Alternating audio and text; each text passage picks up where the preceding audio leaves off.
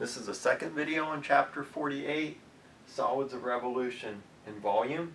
So here we're going to look at example 359, parts A and B. In subsequent videos, I'm going to look at theorem 358, which is the shell method, and we'll do example 359, parts C and D. But I'm going to do parts A and B first because we're using the same technique that we did with the previous two examples.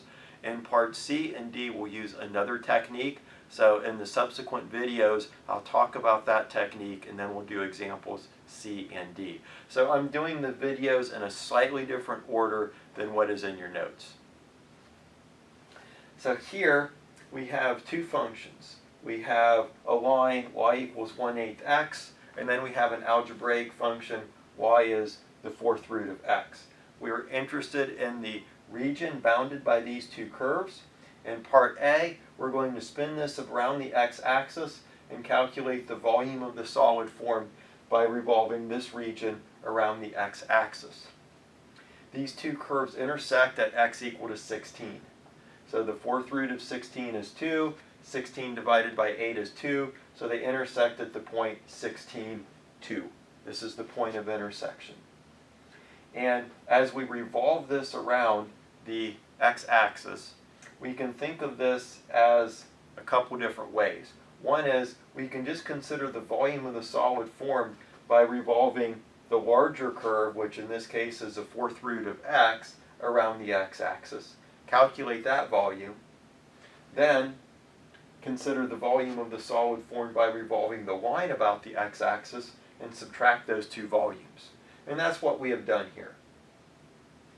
So we have integrated from 0 to 16 pi r squared. So the fourth root of x squared is the square root of x. So we've taken integral from 0 to 16 of pi r squared. That gives us the volume of the object that we get if we revolve this curve around the x-axis. If we integrate 0 to 16 of pi times 1/8 x squared, we have 1/64 x squared. That is the volume of the region that we get by revolving the line about the x-axis. So we take the larger volume, subtract the smaller volume. That is the volume of the object we're interested in. This simplifies. We can write this as one integral, the integral from 0 to 16, factor out the pi, so we have pi times the integral 0 to 16 of square root of x minus 1/64 x squared. This is an algebraic function. I have integrated this in the notes, so see the notes for the details.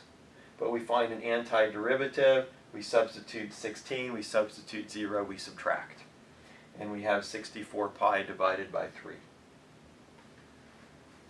Okay, so this is a slightly more complicated version of the previous two examples. Now we're going to get a slightly more complicated version of this example. We're going to take our same region, except instead of revolving it about the x-axis, we're going to revolve it about the line y equal to 10. And so when we take a cross-section, our cross-section is going to be a washer. Cross-section was a washer here as well. We could have thought of this as a cross-section of a washer, but we didn't. We just looked at two different volumes. But here when we take the cross-section, we're going to spin this around the x-axis. I'm sorry, not around the x-axis, around the line y equals 10. We're going to spin this around the line y equals 10, and we take a cross-section. Part of it is down here, part of it is up here. But when you take a cross-section, we have a washer. The outside of the washer is given by this right here. So the radius of the outside washer is 10 minus 1/8 x. So we have 10 minus 1/8 x. So the area of the outer washer is pi times 10 minus 1/8 x, that whole quantity squared. The area of the inside of the washer, so the inside radius goes from 10 down to here, so we have 10 minus the fourth root of x. So we have 10 minus the fourth root of x squared. So we have pi r squared. That's the area of the inside washer. So the inside radius of the washer is 10 minus 4th root of x. So we take a cross section. What is the area? It's the area of the outside circle minus the area of the inside circle. And so we have pi r squared minus pi r squared. In this case, the r is 10 minus 1/8 x. For the inside, for the smaller one, the r is 10 minus the 4th root of x. This is the area. What did we learn in chapter 47? We want the volume. We integrate 0 to pi of a of x. So we integrate 0 to pi of a of x. And this is a of x. We can factor the pi out, combine these. So we have 10 minus 1/8 x squared minus, we have 10 minus the 4th root of x, quantity squared. So we FOIL this, we have a second degree polynomial. When we FOIL this term, we don't have a polynomial, but we have an algebraic function that is not too difficult to integrate. Again, the algebra is shown in the notes. So in the notes, we FOIL this, we combine things.